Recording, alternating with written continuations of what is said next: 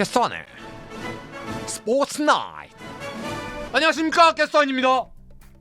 자, 야구 소식 함께 하도록 하겠습니다. 기아에 새롭게 오는 올러입니다. 2024 시즌에 메이저리그에서 선발로 뛰었던 선수입니다. 마이애미에서. 근데 이 올러가요, 좌완 에릭 라우어랑 재계약을 포기하고 야를 데리고 왔습니다. 그러면 보세요, 내일 재계약했죠. 24 시즌 마이애미에서 8경기 선발 뛴 현역 메이저리거 선발 투수 왔죠. 그러면 대한민국 외국인 투수 1, 2는 여기가 또 넘버 1이 거의 확실시 됩니다. 근데 제가 이 얘기를 왜 꺼냈느냐 하면, 이게 우리가 어깨가 으쓱하고 올라가야 되는 건지, 아니면 에휴씨 우리 리그가 그렇지 뭐 이렇게 가야 되는 건지 여러분들과 함께 생각을 해보고 싶었습니다. 이 정도 급의 투수들이 내일도 그렇고 야도 그렇고 자꾸 우리나라에 옵니다. 100만 달러를 받고. 근데 그 이유는 제가 봤을 때는 솔직히 일단 리턴이에요. 가서 한국 애들 잡아먹고 나 다시 메이저리그 와야지. 근데 그 모델이 수년 동안 지금 현실화가 되고 있잖아요. 우리나라 KBO에서 압살을 하면 걔는 메이저리그에서 통한다. 이걸 몇몇 선수가 지금 계속 보여주고 있습니다. 근데 그런 루트가 지금 되고 있어요. 그리고 또 하나, 이 정도 되는 친구들이 메이저가 아니라 마이너에서 10억을 못 받아요. 절대 못 받아요. 때려 죽여도 못 받아요. 메이저리그 개런티가 안 되는 수준급의 선수들이 우리나라에 와서 일단 챙기고 여기에서 왕 된 다음에 다시 가는 거죠. 근데 저는 그게 나쁘다는 게 절대 아니라 이걸 어떻게 받아들여야 되겠냐는 거예요. 우리 리그가 이게 성장했다라는 증거입니까? 아니면 그냥 우리 리그는 허브 역할이 되는 건지 저는 어떻게 평가를 해야 될지 모르겠더라고요. 어떻게 생각해보면 이 정도 되는 애가 우리나라의 리그에 온다라는 건 자랑해야 될 것 같기도 했다가, 쟤네들의 궁극적인 목표는 어쨌든 프로니까 더 좋은 대접과 더 큰 리그로 가는 거겠지?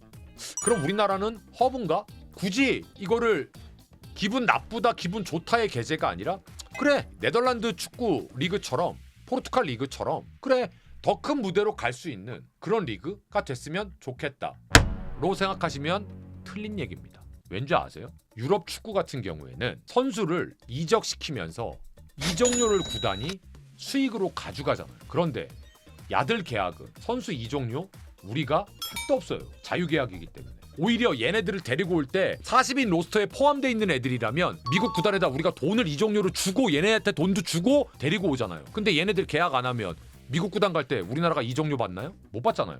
거상으로서의 만약에 우리가 허브가 되려면 이런 규정이나 이런 것들이 우리도 뭔가 얻을 수 있는, 금전적으로 구단이 그런 게 있으면 좋은데 현실적으로 그런 게 없습니다. 저는 그게 좀 아쉬워요. 말이 나온 김에 바로 이겁니다. 하트가 우리나라 리그에서 씹어먹고 지금 메이저리그 한 5개 팀 정도에서 하트한테 관심을 보이고 있다고 그 5개 팀이 디테일하게 얘기가 나왔습니다. 뉴욕, 밀워키, 미네소타, 휴스턴, 볼티모어. 그런데 아직까지 계약이 안 되고 있다. 그러면서 이제 왜 그럴까? 왜 계약이 안 되고 있을까? 라는 얘기인데요. 첫 번째, 미국은 왜 그렇잖아요. 급에 따라서 이 선수 계약 끝나고 그 다음 그레이드, 그 그레이드 끝나고 그 다음 선수 그레이드, 이렇게 계약 순서가 오잖아요. 근데 온통 그 전까지는 사사기였기 때문에 아직 하트한테까지 관심이 오지 않았다. 그래서 계약이 안 되고 있을 것이다. 그렇게 보는 시각 하나. 두 번째, 하트가 선발 보장이 되는 팀만 원하나? 하트가 좌투수 상대로는 기가 막히거든요, 메이저리그에서도. 근데 문제는 뭐냐면 자가 구속과 구위가 메이저리그 기준으로는 어마무시하지 않기 때문에 선발로 들어가면 우타자도 상대해야 되는데 그건 조금 부족하니까 지금 관심 있다고 하는 팀들이 혹시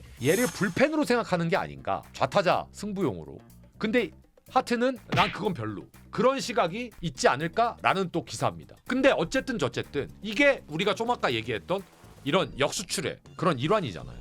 그래서 요런 이제 선수들이 많이 배출되는 건 절대 나쁜 일이 아닙니다. 왜? 일단 메이저리그에서 우리나라 야구에도 관심을 더 많이 갖게 되고 우리나라 구단들에도 관심을 갖게 되고 이런 흐름이 우리나라 선수들에게도 스카우터들이 가질 수 있게 되니까 좋은 거죠, 충분히. 아무튼 하트 선수도 좋은 팀을 잘 만났으면 좋겠습니다. 자, 그 다음에 이 뭡니까? 이바타 감독의 사무라이 재팬은 벌써 2026년 WBC를 위해서 대표팀 감독 전임제로 지난 프리미어서부터 준비를 해서 메이저리그 선수들을 만나고 왔습니다. 그런데 우리나라는 이중일 감독의 임기가 끝났기 때문에 지금 대표팀 감독 자리가 공석입니다.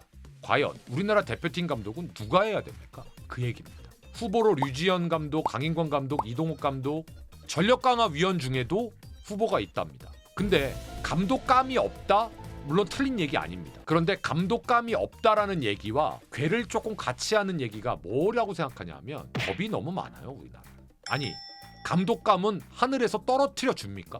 누구나 처음은 있는 거예요. 감독감이 없다고 하지 말고 좀 열린 눈으로 보라라는 거죠. 열린 눈으로.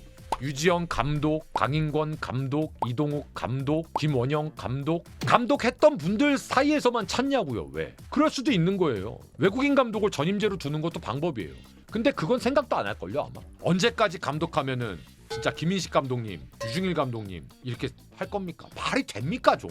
저는 NC에서 이호준 감독 선임할 때 굉장히 반가웠어요. 그래, 좀 젊은 사람이 하자. 그리고 안 해본 사람인데 깡단 있는 남자다운 그 야구, 그런 야구를 뚝심 있게 한번 해봤으면 좋겠어요. 누가 감독을 하던지 간에.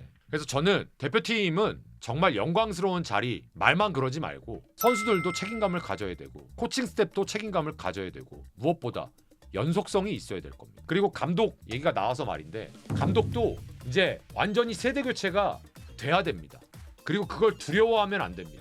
우리가 혁신하고 변화하는 걸 두려워하면 절대 발전할 수 없어요. 그 자리에 머물 겁니다. 아, 이거 뭐 정치인 같은데 꼭. 제가 야구계를 혁신하고 제가 야구계 MZ세대들을 위해서 MZ세대가 원하는 게 무엇인지 여러분들께 돌려드리도록 하겠습니다. 저를 뽑아주십시오. 이거 같은데 꼭. 오늘 제가 준비한 소식은 여기까지였습니다. 고맙습니다. 감사합니다.